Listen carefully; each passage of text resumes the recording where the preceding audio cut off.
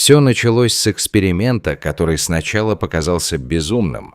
В северо-западной части Китая, в уездном городе Минтин, расположенном в пустынной провинции Ганьсу, власти приняли решение, которое в первый момент вызвало недоумение даже у местных жителей. Они решили вылить тысячи тонн живой рыбы прямо в высохшие русла рек, пересохшие каналы и даже в искусственные водоемы, вырытые в песках. Люди терлись у ограждений, снимали на телефоны, смеялись. Рыба в пустыне. Зачем? Этот проект не был просто эксцентричной выходкой. За ним стояли десятки экологов, чиновников и ученых, работавших над решением проблемы, которую Китай испытывал уже десятилетиями – опустынивание. За последние 50 лет пустыня Гоби продвинулась на юг на десятки километров, поглотив деревни, поля и даже части дорог. Каждый год тысячи гектаров превращались в сухую, пыльную, бесплодную землю. Ответ на эту катастрофу китайские инженеры попытались найти не в бетоне и насосах, а в экосистеме, воссоздать жизнь там, где ее не было. Рыба должна была стать первым звеном в новой пищевой цепочке, которая по их плану пробудила природу даже в мертвых участках пустыни. Рыба кормила бы птиц, ее отходы удобряли бы воду и почву, а появление стабильной популяции могло бы привлечь насекомых, растений и даже дождевых червей, которые давно исчезли из этих мест. Для эксперимента выбрали особый вид рыбы карпса, известный своей живучестью и способностью размножаться в самых суровых условиях. Его уже использовали в восстановлении экосистем в других регионах Азии.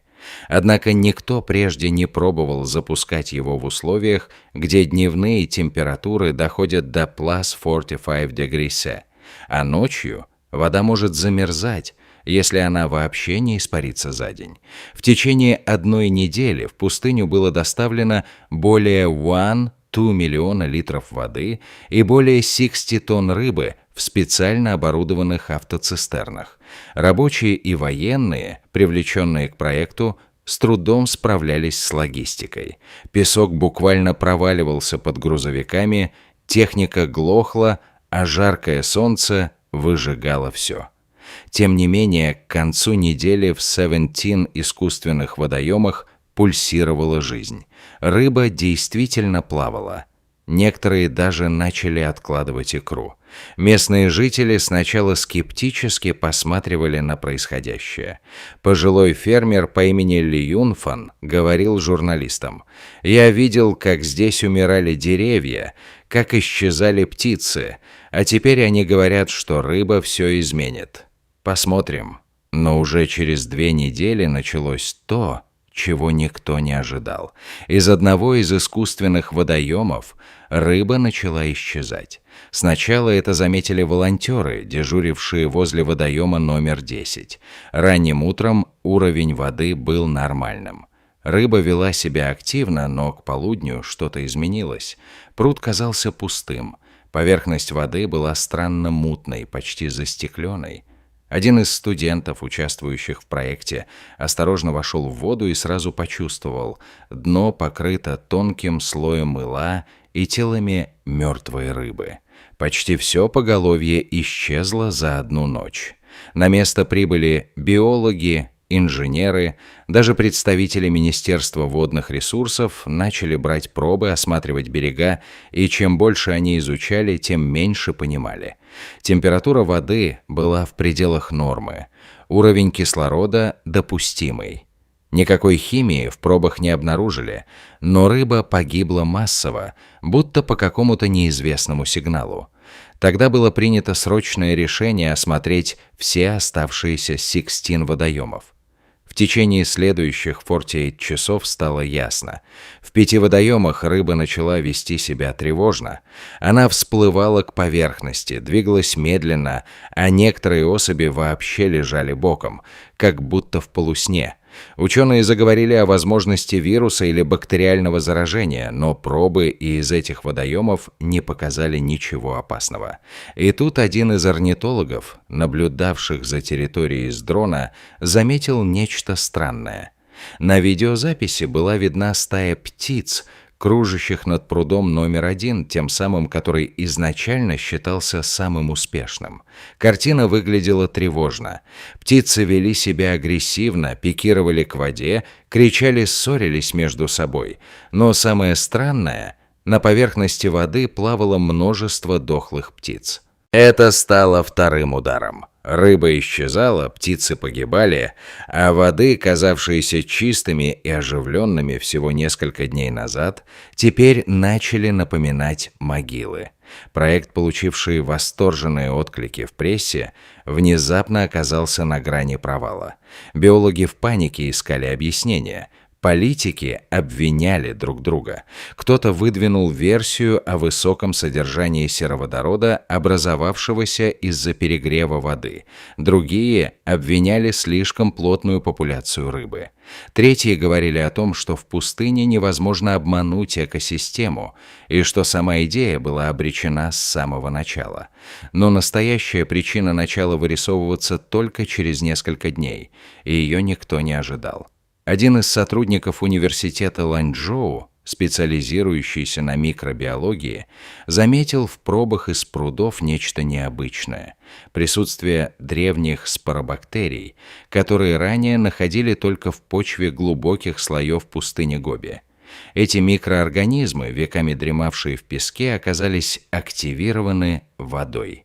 Как только она появилась, и особенно с появлением органики, рыбьих экскрементов, остатков корма и мертвой биомассы, бактерии ожили и начали массово размножаться, выделяя токсины, незаметные глазу и неулавливаемые стандартными тестами. Эти токсины не были смертельными мгновенно, но постепенно отравляли воду, поражая сначала рыбу, затем птиц, пьющих из водоемов. Это открытие стало шоком для всей научной группы. Никто не мог предположить, что пустыня сама начнет защищаться, словно природа попыталась отторгнуть народную жизнь. Реакция была быстрой, молчаливой, но разрушительной, а между тем в водоемах номер 3 и номер 6 началась другая, не менее тревожная трансформация.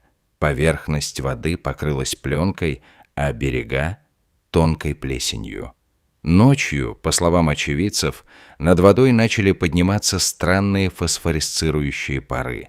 Фосфоресцирующие пары сначала казались игрой света. Кто-то подумал, что это отражение фар прохожих машин, другие списали все на жару и испарение. Но те, кто оставался на постах ночью, охранники, биологи, водители, начали жаловаться на странное першение в горле, головные боли и жжение в глазах. Один рабочий даже потерял сознание прямо у кромки пруда и был доставлен в больницу с подозрением на острое отравление. Врачи лишь развели руками. Токсинов в крови не обнаружено, но симптомы очевидны. Организм будто получил удар чем-то неизвестным. Когда в зону эксперимента прибыли специалисты по биобезопасности, все, что они увидели, выглядело как медленное наступление невидимого врага. Вокруг некоторых прудов начала расти тонкая темно-зеленая слизь, похожая на пленку цианобактерий. Это были микроскопические водоросли, которые при определенных условиях выделяют опасные токсины. Такие вспышки уже случались в мире, в Австралии, Африке, южных штатах США, но в пустыне, где нет естественной влажности, где солнце выжигает все за считанные часы, это было не просто аномалией, это было предупреждением. Именно в этот момент ученые поняли. Эксперимент активировал древние биологические процессы, дремавшие веками под слоем песка. Слепо оживляя природу, они не учли, что жизнь в пустыне – это не только бабочки, лягушки и зелень. Это еще и бактерии, споры, плесень, организмы, способные адаптироваться к экстремальным условиям, выживать в камнях, в соли, в песке. Они не погибли, они ждали. И как только получили влагу, питание и тень, проснулись. Тем временем СМИ начали поднимать шум. Первые восторженные сюжеты о том, как Китай оживляет мертвую землю, сменились тревожными заголовками. «Пустыня убивает рыбу», «Смертельный эксперимент», «Что скрывают власти», «Экологическая катастрофа под видом возрождения природы». В сеть попали кадры умирающих птиц, мутной воды, странного свечения по ночам. Общественное мнение резко разделилось. Одни обвиняли правительство в безответственности, другие – в сокрытии информации. Третьи говорили, что это дело рук иностранных диверсий. Но самую шокирующую находку сделали вовсе не журналисты и не экологи, а пожилая женщина из деревни Байн, расположенной в 12 километрах от зоны эксперимента. Ее внук, играя у старого колодца, наткнулся на небольшое озерцо, образовавшееся в ложбине после сильного ливня, прошедшего неделю назад. Вода в нем была странно ярко-зеленой и имела неприятный запах. На ее поверхности плавала дохлая змея, а вокруг валялись мертвые кузнечики и ящерицы. Женщина рассказала об этом местному фельдшеру, а тот – администрации. Через 2 дня вся ложбина была отсечена. Анализы подтвердили худшие опасения. Вода была заражена токсином, аналог которого находили только в лабораторных условиях при изучении штаммов Анабаенофлосакии, водорослей, способных вызывать острую печеночную недостаточность у животных и людей. Что поразительно, это озерцо находилось за пределами зоны проекта.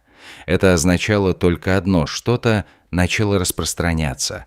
Вода, бактерии, споры – все это просачивалось, ползло, впитывалось в почву, проникало в подземные слои. Эксперимент больше нельзя было назвать локальным. Он вышел из-под контроля. Правительство экстренно разослало команды о прекращении всех работ. Водокачки отключили, технику эвакуировали, ученых срочно собрали на совещание в Ланчжоу. Но пока высокие чиновники спорили о том, кто виноват и что теперь делать, в деревне Синьтун, расположенной в 30 километрах от зоны эксперимента, в колодце у школы изменился цвет воды.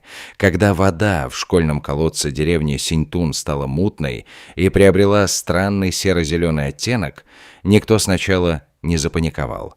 Учитель физики, дежуривший в ту смену, посчитал это временным загрязнением после дождей и просто наложил табличку «Не пить». Ведутся проверки. Но уже на следующий день 3 учеников пожаловались на боли в животе, головокружение и тошноту. Одного из них, 10-летнего мальчика, увезли в больницу с подозрением на острое отравление. В течение недели в ту же больницу поступило еще 7 детей и 2 взрослых. Врачи в панике пытались установить причину, но симптомы не укладывались в привычную клиническую картину. Пациенты не умирали, но организм словно терял силы постепенно, будто изнутри. Пока медики терялись в догадках, эксперты из Пекина прибыли в Синьтун для срочного отбора проб. То, что они обнаружили в воде, не просто подтвердило опасения, это их превзошло. Образцы показали наличие сложных органических токсинов, родственных микроцистинам, которые в естественных условиях вырабатываются некоторыми видами сине-зеленых водорослей. Но молекулярная структура этого вещества отличалась. Она была более устойчива, агрессивна и, что самое страшное, способна к накоплению в тканях человека. Начался экстренный мониторинг источников воды в радиусе 50 километров по Нумбаку от зоны первоначального эксперимента. Каждый день приносил новые тревожные сигналы. В одном районе мертвели растения вдоль ручья, в другом исчезла популяция лягушек, а в третьем перестали появляться пчелы. Природа как будто замолкала. Не умирала резко, а тихо. Постепенно затихала, отравленная чем-то, что нельзя было увидеть, потрогать или остановить. Национальное телевидение молчало, но в интернете распространялись пугающие кадры. Колодцы, из которых шел дым, мертвые собаки на берегах озер, фермеры, которые сжигали свои огороды, боясь, что растения заражены. Один из самых вирусных роликов снял подросток из деревни Лундин. Он показал, как в луже за его домом образовался густой желеобразный слой, в котором кишели микроскопические черви, ранее не наблюдавшиеся в этом регионе. Видео собрало миллионы просмотров, а комментарии были полны паники. Они выпустили древнюю чуму. Пустыня мстит. Мы разбудили то, что не должны были трогать. Тем временем в Ланчжоу на экстренной научной конференции была озвучена гипотеза, которая поначалу показалась абсурдной. Один из микробиологов предположил, что организмы, пробудившиеся в пустыне после появления воды и рыбы, начали развивать адаптивную реакцию, проще говоря, мутировать. Условия в пустыне, смешанные с органикой, солнечным излучением и высокой плотностью микроорганизмов, создали идеальную лабораторию для ускоренной эволюции. Некоторые бактерии и водоросли обрели свойства, ранее им не присущие: устойчивость к хлору, способность к передвижению по влажной почве, даже взаимодействие с грибковыми колониями. Это больше не были просто бактерии. Это была новая форма жизни, агрессивная, разветвленная, непредсказуемая. Правительство молчало. Заинтересованные лица уходили от комментариев, но слухи ширились. В одной из деревень жители утверждали, что в пруду по ночам слышны странные звуки, будто под водой кто-то дышит. В другой фермер показал, как его скот отказывается пить из поилки, хотя сам источник воды чист на вид. Некоторые начали покидать регион, бросая дома, поля и имущество. Появилось ощущение, что что-то приближается, что невидимая угроза подбирается все ближе. Но самый страшный сигнал поступил неожиданно. Группа студентов-экологов, работавших по контракту на объекте в Минтине, неожиданно перестала выходить на связь. Последнее сообщение от одного из них было получено через мессенджер. «Мы у третьего пруда. Вода начала подниматься, вся поверхность светится. Здесь что-то есть». Сообщение от студента оборвалось на полуслове. Сначала никто не придал этому значения. В зоне эксперимента часто случались перебои со связью. Но когда ни один из 6 студентов не вышел на связь, в течение следующих суток в район третьего пруда была отправлена группа спасателей. В составе были военные, медики и 2 микробиологов. Им выдали защитные костюмы, маски, приборы радиационного и биологического контроля. Задача была ясной – установить местонахождение группы и оценить санитарную обстановку. Однако спустя 3 часа после прибытия связь с экспедицией тоже пропала. Оставшиеся в штабе начали действовать вслепую. Спутниковая разведка показала, что в районе третьего пруда исчезла вся флора в радиусе примерно 200 метров. Цвет почвы изменился, растительность потемнела, и в воздухе появились аномальные испарения, визуально похожие на дым, но не имеющие запаха и не распознаваемые приборами. Поверхность самого пруда стала почти зеркальной, идеально гладкой, с легким, едва заметным внутренним свечением, будто под водой шло свечение изнутри. На следующий день в штаб поступила запись с камеры одного из спасателей. Она была повреждена, шла с искажениями, без звука, но главное было достаточно. Видно, как группа приближается к пруду. Один из солдат показывает рукой на воду, другой достает прибор. Вдруг камера дергается, изображение становится нестабильным, появляется неясный силуэт. И в тот же момент изображение обрывается. Последний кадр. Это кадр зеркальной поверхности воды, на которой на долю секунды появляется отражение чего-то, чего на самом деле в кадре не было. Эта запись вызвала настоящий шок. Ученые разделились. Кто-то говорил об оптической иллюзии, кто-то о незафиксированном живом организме, а третьи просто молчали. Научные термины закончились. То, что начиналось как экологический проект по восстановлению пустыни, стало настоящей биологической аномалией, разрастающейся без контроля и понимания. По сути, был создан не водоем, а новый тип экосистемы, замкнутой, саморегулируемой, но враждебной к привычной жизни. Эксперимент, цель которого была оживить пустыню, пробудил нечто гораздо более древнее, чем люди осознавали. По официальной версии, в район Третьего пруда ввели полный карантин. Въезд и выезд запрещены. Любые съемки строго пресекаются. Район обнесли забором, установили круглосуточное наблюдение. Но местные жители утверждают, что по ночам из-за холма видны вспышки света. А один пастух, проходивший недалеко от огражденной зоны, поклялся, что слышал звук, похожий на дыхание. Медленное и влажное, как будто что-то огромное дышит под землей. Правительство Китая больше не дает комментариев. Международные экологические организации требуют расследования. Ученые, работавшие над проектом, уехали в другие страны или внезапно ушли из публичного поля. Все, что осталось, это мертвая тишина вокруг того, что когда-то было лишь серым песком. Иногда в стремлении победить природу человек забывает главное. Природа не нуждается в спасении. Она умеет защищаться. И если влить море жизни туда, где царит покой, можно разбудить силы, которые спали веками. Эта ошибка, возможно, стоила нам не только сотен тонн рыбы и миллионов юаней, но и самого главного – права вмешиваться в то, что мы до конца не понимаем. Если вы хотите и дальше узнавать правду о скрытых экологических катастрофах, странных экспериментах и реальных последствиях человеческого вмешательства в природу, подпишитесь на наш канал.